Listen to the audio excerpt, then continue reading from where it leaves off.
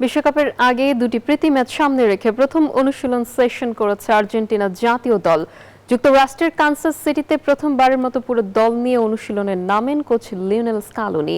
২৬ সদস্যের মূল স্কোয়াডের সঙ্গে প্রস্তুতি ম্যাচের জন্য ডাকা কয়েকজন অতিরিক্ত ফুটবলারও এই সেশনে অংশ নেন। বিশ্বকাপের পথে আর্জেন্টিনার যাত্রা শুরু হলো কানসাস সিটি থেকে। যুক্তরাষ্ট্রের কম্পাস সেন্টারে সম্পন্ন হয়েছে বর্তমান বিশ্ব চ্যাম্পিয়নদের প্রথম অনুশীলন। গরম আবহাওয়ার মধ্যেও প্রস্তুতিতে কোনো ছাড় নেই আলবিসেলেস্তাদের। কিন্তু প্রস্তুতির শুরুতেই স্ক্যালোনির কপালে দুশ্চিন্তার ভাঁজ। সবচেয়ে বড় নাম Leandro Paredes.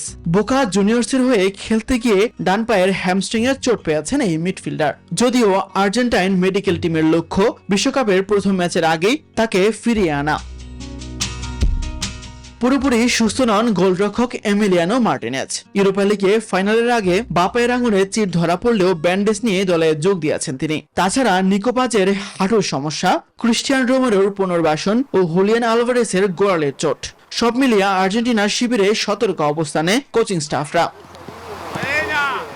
Nico Gonzalez, Gonzalo Montiel ও মলিনার অবস্থাও পর্যবেক্ষণে রাখা হয়েছে। চোটের এই লম্বা তালিকা মাথায় রেখেই বিকল্প পরিকল্পনা সাজিয়েছেন লিওনেল স্কালোনি। তাই মূল স্কোয়াডের বাইরে থাকা কয়েকজন ফুটবলারকেও রাখা হয়েছে প্রস্তুত অবস্থায়।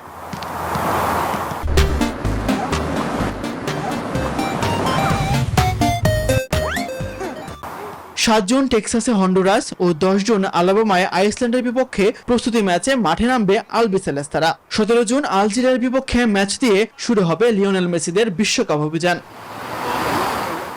তাসবিহ শাহরুন, নিউজ 24।